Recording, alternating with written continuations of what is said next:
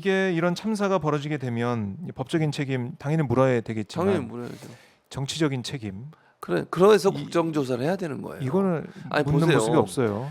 지금 국민의힘이 너무 웃기는 거는 네. 수사를 지켜요. 수사 국정감사는요 항상 같이 했었어요. 지금까지 그런 사례가 한두 번입니까? 참사가 일어났을 때 세월호 참사 때도 그랬어요. 삼풍백화점 그때도 그랬고. 그랬죠. 예. 국정감사 수사는 다른 차원의 문제예요. 수사는 일단 대상이 처벌을 전제로 하는 수사이기 때문에 법적 처벌의 대상이 되는 사람을 주로 불러서 수사를 해요. 정치적 도의적 책임 있는 사람은 아예 부르지도 않아. 네. 그럼 행안부 장관 부르겠어요? 경찰청장은 부르겠어요? 뭐 경찰청장은 모르겠어 부를지 안 부를지. 또는 그 총리 부르겠습니까? 안 부르잖아요. 수석들 부르겠어요? 법적 책임 묻는다고? 안 할 거 아니에요. 경찰이. 소방만 부르고 뭐 그러겠죠. 용산구청 사람들 좀 부르고. 네.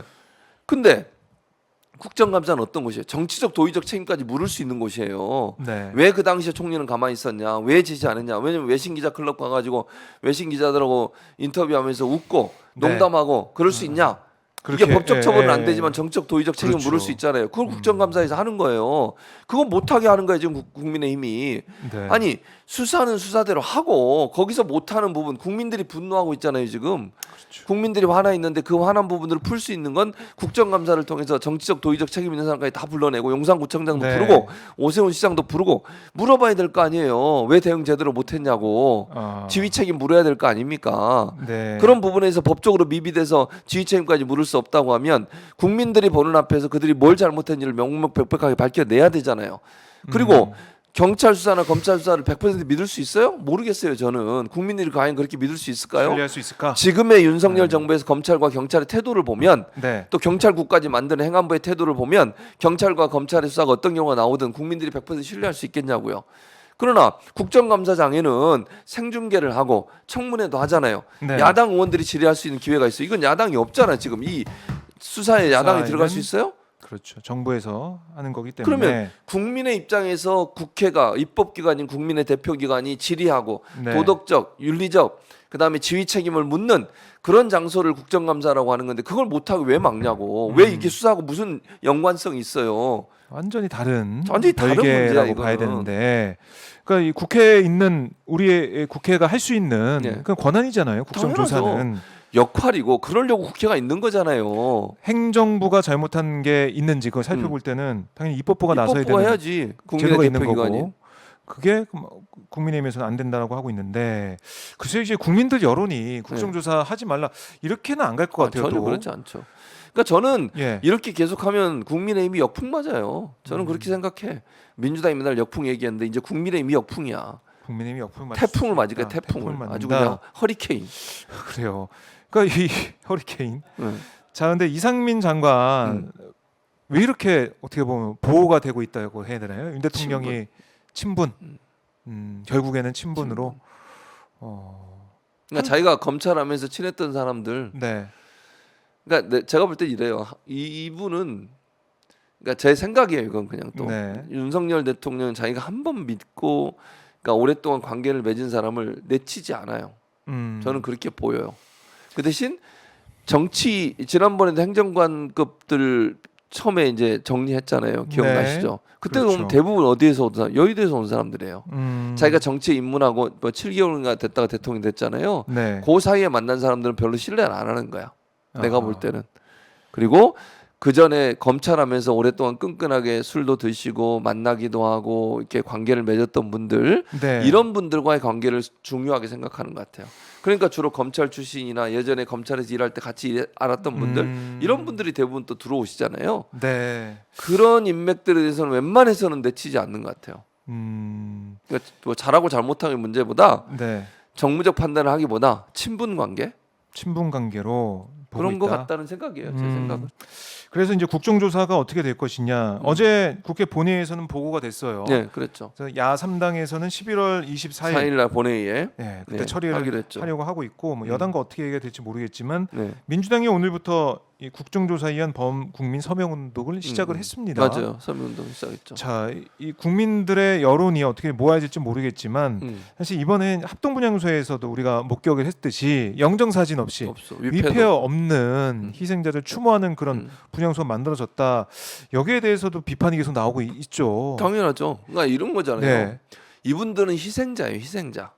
무슨 말이냐면 자기가 잘못해서 불행한 일을 겪은 게 아니고 그야말로 국가가 제대로 보호해주지 못해서 정말 억울하게 목숨을 잃으신 분들이에요. 네. 유가족들이 얼마나 억울하겠어요.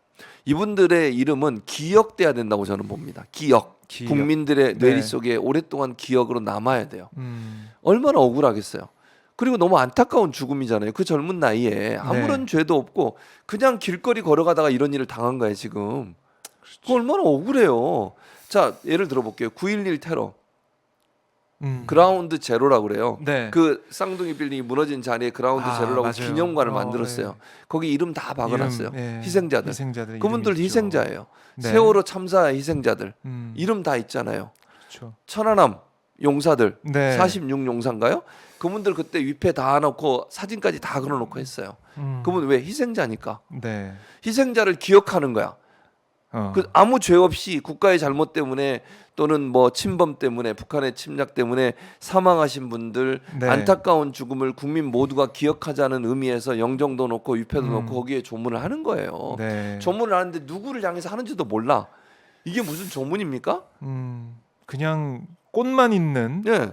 꽃만 쌓여 있는 그런 그 장소에서. 그래서 100% 양보해서 네. 유가족 분들 중에 혹시나 본인의 자녀나 아니면 본인의 가족의 이름이 밝혀지는 거나 사진이 올라가는 걸 싫어하시는 분이 있을 수도 있어요.